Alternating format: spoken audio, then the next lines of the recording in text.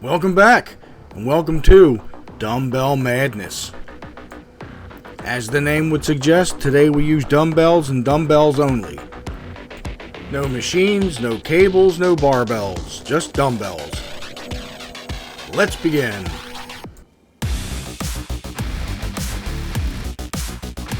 Let's say one day you go to the gym and the place is packed.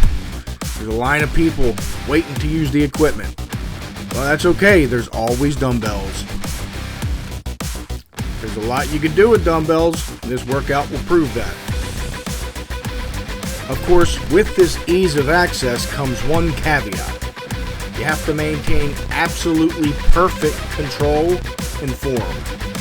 If you plan to do heavy movements with dumbbells, I would strongly recommend a spotter. I'm currently not using a spotter because I'm a lunatic. Don't be a lunatic like me. Be smart. Use a spotter. If I were to offer any thoughts or opinions on the use of a dumbbell for exercises like, say for example, dumbbell flat bench press, it would be that the dumbbell's greatest advantage is also its greatest danger.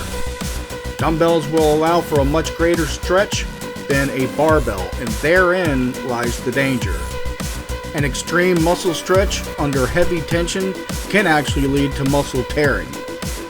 And that is exactly why I'd recommend when doing dumbbell bench press or like military press, you only bring it down to about the 90, maybe slightly below, but not much more than that, and be very careful with your form and technique. Absolute and utter control of the weight is the name of the game. All that said, dumbbells really are an awesome tool to have in your arsenal for phenomenal strength and size gains. Some of my best workouts are a direct result from heavy use of dumbbells.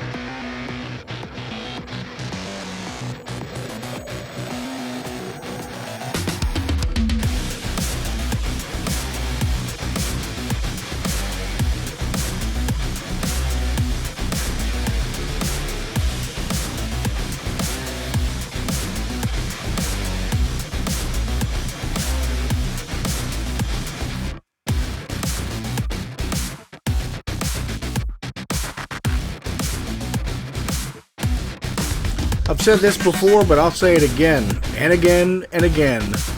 This exercise is amazing for the stretch it provides, but it's exactly for that reason that you have to be very, very careful.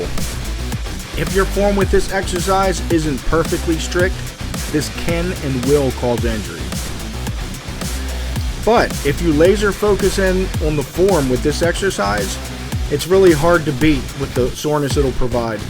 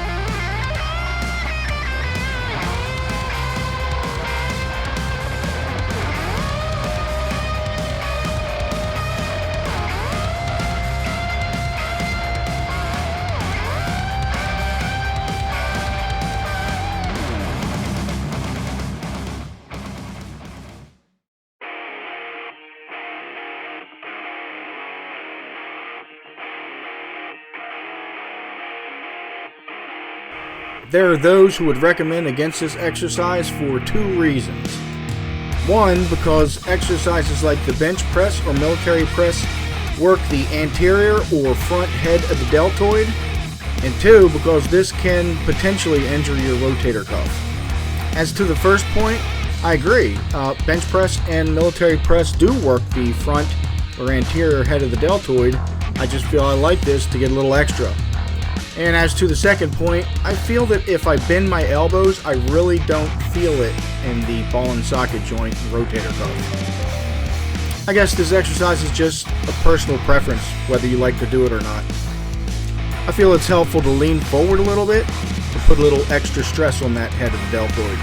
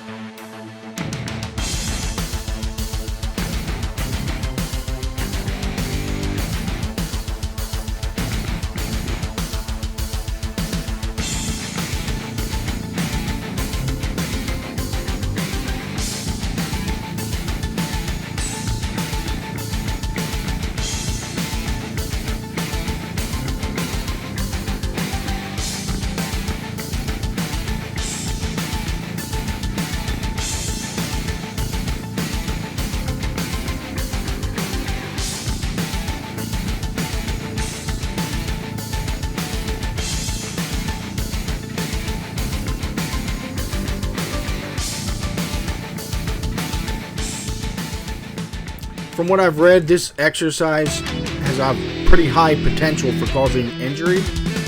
It's that very, very bottom of the movement that is the reason why people get injured, and you'll notice I don't have a very large range of motion. It's actually fairly narrow. I'm just maintaining stress on the bicep. Overall, the real danger is that if you're using extremely heavy weight and then stretch it out all the way on the bottom, there's where the injury occurs.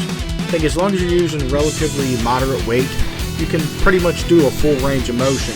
Just don't go super heavy and then stretch fully out on the bottom. This is a really good exercise. You just have to be real smart with it.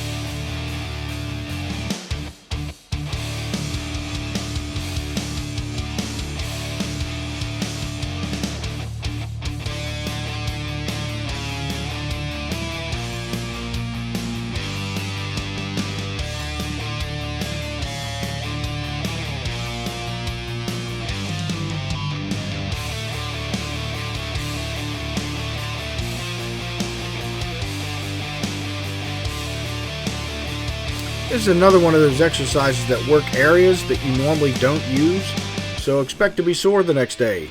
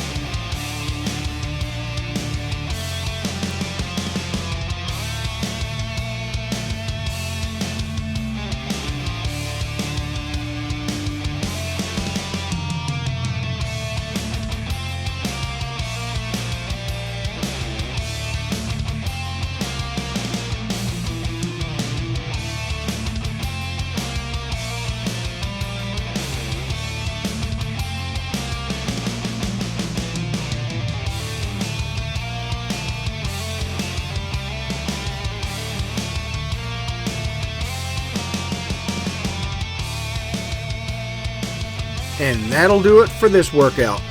Hope you are happy, healthy, and safe. Thanks for watching, and I'll see you next time.